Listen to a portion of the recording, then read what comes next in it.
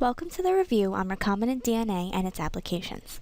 Problem 1 states that of the following restriction enzymes, which combination leaves ends that can be ligated together? So really what they're asking is, which of these enzymes leave sticky ends that are compatible and complementary to each other? So in order to do that, let's just go through each of the enzymes, figure out what its sticky ends will be, and then see which ones match with each other. So remember that recognition sequence are usually given in the 5' to 3' direction if it doesn't tell you otherwise. So let's look at this first enzyme. So BG3, the recognition sequence is 5' A G A T C T. So to find the sticky ends, let's first find the complementary antiparallel strand for this. So it'll be 3' T C T A G A.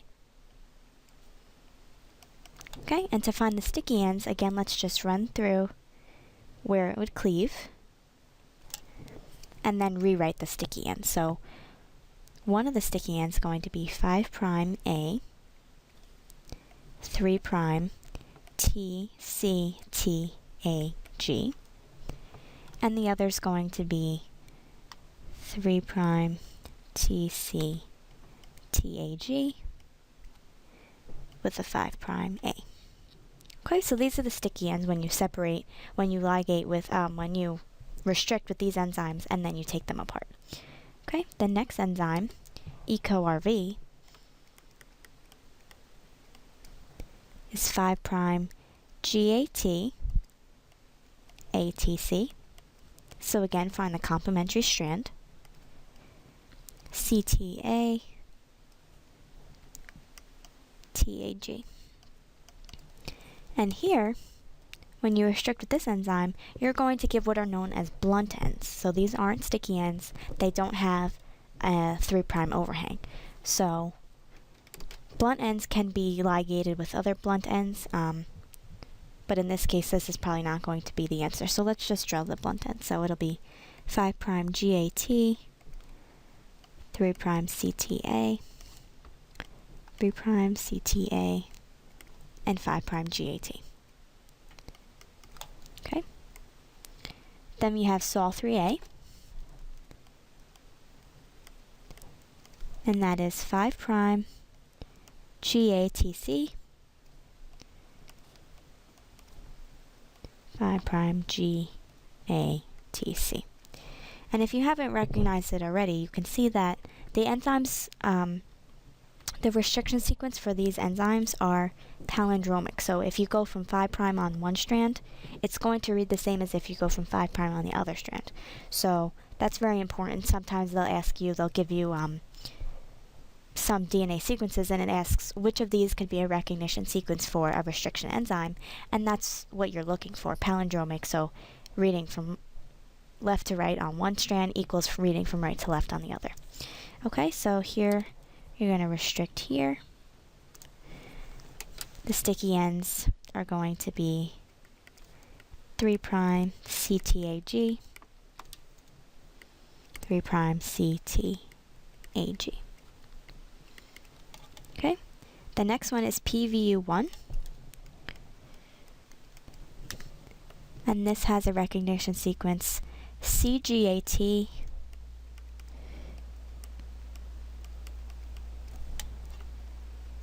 CG.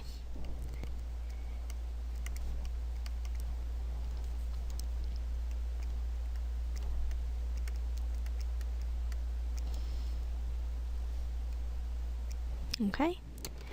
Now here, sorry, this is 3'. So when you ligate here, you're going to come restrict here, and then restrict here. So it's a little bit different, but these are what the sticky ends are going to be. So it's going to be 5' CGAT, 3' GC. So now it's this overhang on the top strand. And then 3' GC, 5' CGAT. And then finally, the last restriction enzyme is BSSHII, And that recognition sequence is 5 prime GC, GC, GC. Okay, so GC.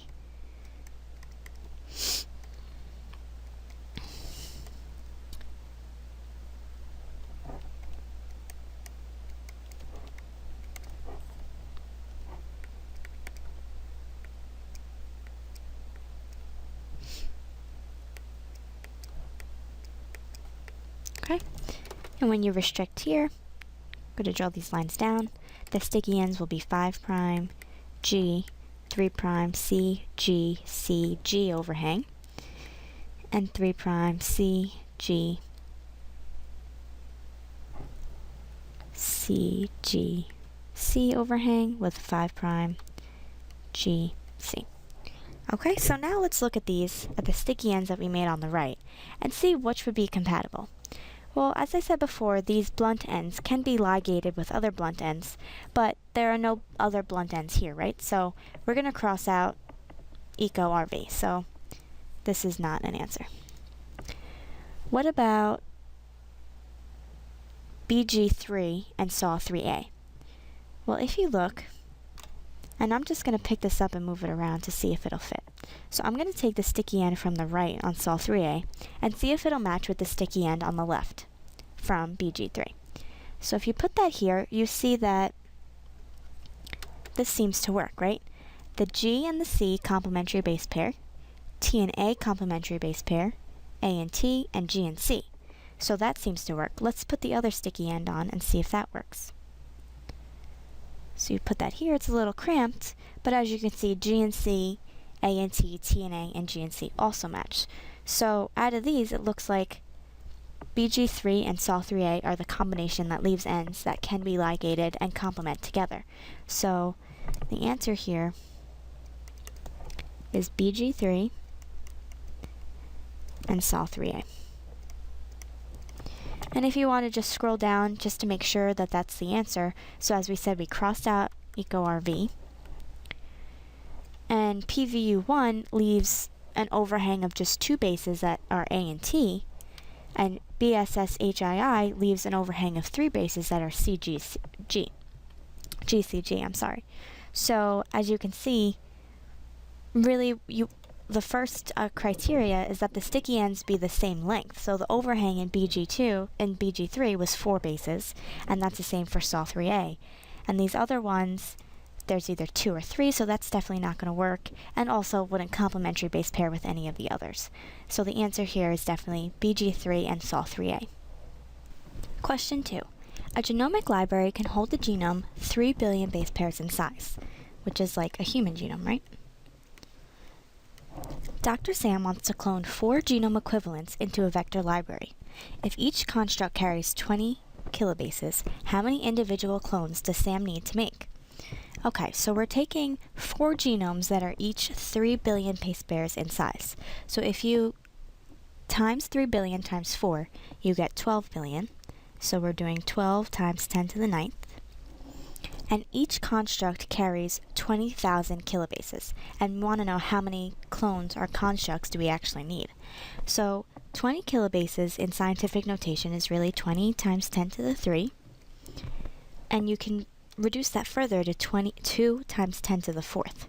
And that's the same thing. Okay, so if one construct holds that many and we want to find how many constructs we need, we divide 12 billion divided by 2 times 10 to the 4th, which is really, again, 20,000. And you get 6 times 10 to the 5th clones. Now, in regular notation, non-scientific, that equals 600,000 clones. Okay, so it's really simple. You take how many bases, the size of your genome you have, divided by the size of each construct to get the number of constructs that you need. Problem 3. A restriction enzyme with the recognition site CCYYGG, where Y is any pyrimidine, is expected to cut every blank bases. Okay, so we know that Y is any pyrimidine, which means it can either be a T or a C. Now, what we normally do to see the average expecting cut every average base, when we're using a recognition site, is to do 4 to n, where n equals the number of bases in a recognition site. Okay, so in this recognition site there are 6 bases, and when you do 4 to the 6, what that really is 4 times 4 6 times, right? And that normally equals 496, right? Let me just check. Okay, 4096. But in this case, well, what you want to take from this is that every time we do a 4, that's because there are 4 possible bases that can go at each position. You can have A, T, C, or G. But in this case, 2 of the 6 recognition bases can be only T or C. So there's 2 possible choices here. So the way we're going to do this is for every position in this recognition sequence, we're going to write it out this way, but when it's a Y, we're going to write a 2. So it'll be 4 times 4, because there's a 1/4 chance of getting the C at those positions.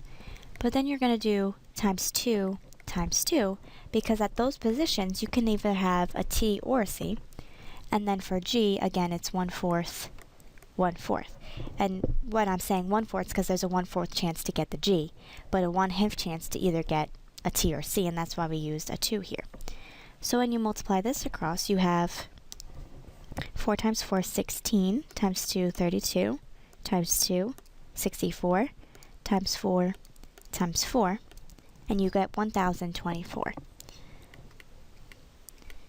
So the restriction enzyme with this recognition sequence is expected to cut every 1024 bases. And again, this is with the condition that the bases show up randomly, which isn't really true in the human genome, but when we do probabilities this way, that's how we do it. Problem 4. In a genetics lab, you are trying to restriction map a plasmid. A digestion with BAM-HI gives you a 12 kilobase fragment. A digestion with PVU1 gives you a 3 kilobase and a 9 kilobase fragment, and a double digest gives you a 3 kilobase, 4 kilobase, and 5 kilobase fragments. What is the size of the plasmid? Remember that plasmids are circular pieces of DNA. A digestion with BAM-HI gives you just one fragment that is 12 kilobases in length. So from that, you can tell that the plasmid itself is just 12 kilobases, because if it gives you one fragment, that means that BAM-HI just converted it from a circular piece of DNA to a linear piece of DNA. So the size of the plasmid is 12 kilobases in length. And how many BAM-HI cleavage sites are there? Well, if it's turning it from a circular piece of DNA to a linear piece of DNA, you must know that there's only one BAM-HI cleavage site, and when it cleaves there, you get this linear piece of DNA that is the length of the entire plasmid. So there's only one cleavage site for BAM-HI. Now it asks, how many PVUI cleavage sites are there? Well, digestion with that enzyme gives you a 3 kilobase and a 9 kilobase fragment, so 2 different fragments. So the number of fragments that you get equals the number of cleavage sites for the enzyme that there were. So that is 2. And just to show you, if there was a cleavage site here, and then a cleavage site here, you would get one fragment that would be this smaller piece, and another fragment that would be this longer piece. And that's why the number of fragments you get equals the number of cleavage sites. Okay?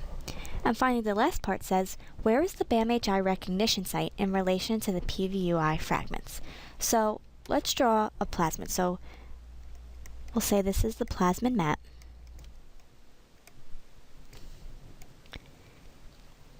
And we know that PVU has 2 restriction sites, right? 2 cleavage sites, where one gives you a 3 kilobase fragment, and the other gives you a 9 kilobase fragment. So one of them is going to be much smaller than the other. So let's label these P for PVU. And it's asking, where is this BAM-HI cleavage site within this fragment? Well, if you see the double digest, where you digest with both PVUI and BAM-HI in the same tube, gives you a 3 kilobase fragment, which is the small one here, a 4 kilobase, and a 5 kilobase fragments. So you know that small fragment, the 3 kilobase from just the PVU digestion, wasn't interfered by this BAM-HI cleavage site. But the 9 kilobase fragment is broken up into 4 kilobases and 5 kilobases. So you know that the BAM-HI cleavage site must be within this longer part of the plasmid. And it's not going to be dead in the middle because it's 4 and 5, but it's going to be pretty close to the middle. So let's draw it here, and we'll write B for the BAM-HI recognition site. And then you could see that this would be the 3 kilobase fragment if digested with both. This would be the 4 kilobase, and then this would be the 5 kilobase. Question 5. The diagram below shows the electrophoresis gel of products from 4 DNA sequencing reactions. Each lane is marked with the dideoxynucleotide that was included in the reaction. What is the sequence of the newly synthesized DNA strand? So here, the newly synthesized DNA strand is one that is complementary to the template strand used in the reactions. So what we're going to do is just straight up read it from bottom to top, and that will be the newly synthesized DNA strand. So in other words, this is the non-template strand. So remember that this non-template strand is given from 5' to 3'. So we're going to start 5', and we're going to start at the bottom of the gel. So the first fragment is under the DDA lane, so the first base is A. Then you have DDC, DDT, then you have 2 C's, a G, 2 A's, C, G, T, C, G, T, 3'. So this is the sequence of the newly synthesized DNA strand. And if they asked you what was the template strand used in this DNA reaction, then all you'd have to do is find the antiparallel complementary strand to this. So this is the newly synthesized one, and even though it doesn't ask, let's just find the template strand. Okay, I'll draw that in red. So the template strand would be TGA, GGC, TT, GCA. Okay, so it's as simple as that. Problem 6. Data from a restriction enzyme digest of 1,000 base pair DNA fragment is shown below. Using this data and the restriction map displaying all possible cleavage sites, determine which restriction sites correspond to the enzyme. So this enzyme has fragments that are 200 base pairs and 400 base pairs long. However, if you add up 200 and 400, you see that it doesn't equal the 1,000 base pair original fragment. So you know that there must be some fragments that are the same size, and therefore when you come through gel electrophoresis, you don't actually see them because they end up at the same location, but there must be multiple fragments there. So the way we're going to solve this is look at each pair of restriction sites and see which ones make only 200 or 400 fragments. Okay, so let's look at W and X first. So that would make a 200 fragment size. Then it would make 300. And then 1, 2, 3 would be 500. Because you see you're only cleaving there. Okay, so then W and Y would be next, so let me erase these. And you see if you do W and Y, you get a 200 fragment here. Then in between here you get 400. And then here you would get 400 as well.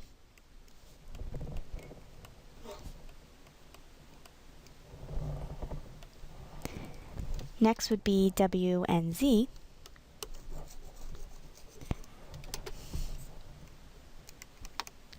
And you would get 200 fragment, then 2 to 700 would be 500 base pairs, and then a 300 fragment.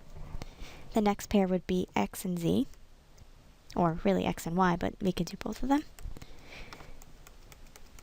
Okay, so for X and Z, you're cutting here, you get a 500 base pair fragment, then a 200, and then a 300. For X and Y, you get a 100, a 500 to the left, and a 400 to the right. And then finally for Y and Z, you get a 100 between, a 600 to the left, and a 300 to the right. So the data is saying that we only get fragment sizes of 200 and 400. So the ones that you see that match this data is if the restriction sites were W and Y, because you get one 200 base pair fragment and two 400 base pair fragments, and that equals the total 1000 base pair original fragment. Okay, so the sites for enzyme A are W and Y. True/false number 1. An antibiotic resistance gene is an example of a selectable marker in a cloning vector. Such markers provide a means of determining which cells in the transformation mix took up the vector. So this is true, right? And this is how you test for which bacteria actually were transformed by whatever vector you're trying to put into their cells. So, for example, I'll write it down here. If your vector has an ampicillin resistance gene, so that's usually written as AMP-R for resistance. If it has this antibiotic resistance gene, then if your recombinant vector makes it inside of a cell, a bacterial cell, and then you plate these bacteria on a media containing ampicillin, then only the bacteria that have this vector will be able to grow, and you'll be able to see them. Okay? For 2. For E. coli expression of human protein, the gene must be cDNA as to only include introns. Well, there's one word in here that makes this false, and that is introns. So remember that introns are the DNA sequences that are actually spliced out of an mRNA before it gets to the cytoplasm, and therefore you only have the exons which are expressed. So if you want E. coli or bacteria to express a human protein, you really only want the exons. For 3, this is similar. It says that exon sequences are present in a cDNA library, and that is true. And that's because the mRNAs, which are what cDNA libraries are made from, have the exons and don't have the introns. 4. Radioactive probes, such as single-stranded DNA molecule containing a gene of interest, can be used to search through genetic libraries. Now this is true. When you store genetic libraries in these constructs that hold them, in order to find your gene of interest, you use a probe that has a DNA molecule containing that gene of interest, and therefore it will complementary base pair and show you where yours is in the genetic library. 5. Ethidium bromide is an intercalating agent that when irradiated with infrared light glows orange, which visualizes DNA. So this is false only because it says infrared radiation. Okay, what you actually use to visualize DNA is UV radiation, or UV light. So it's true that ethidium bromide is an intercalating agent, so what it does is it goes in between the DNA base pairs and gets stuck there, and then when you irradiate it with UV light, it actually glows orange, so you can see, for instance, in a gel electrophoresis, where your DNA is because you can see it glowing under UV light. Number 6. Dideoxynucleotides are lacking the 3' hydroxyl group. Now this is true. So the fact that they're missing this 3' hydroxyl group actually stops elongation of a new DNA strand, because remember that DNA polymerase needs that free 3' hydroxy group to attach the next nucleotide to. So if there's no 3' hydroxyl, the next nucleotide doesn't have anything to bind to, and therefore the reaction stops, and that's how they do DNA sequencing reactions. Okay? Number 7. DNA fingerprinting is known as restriction fragment length polymorphism, or RFLP, RFLP analysis. Now that is true. That's just a simple definition. What restriction fragment length polymorphism is.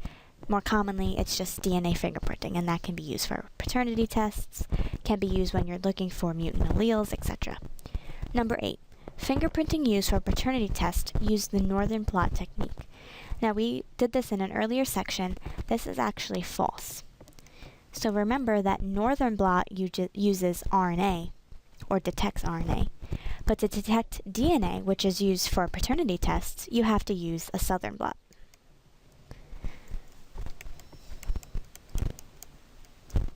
Okay? So this concludes the chapter on recombinant DNA and its applications, and I hope that it was helpful.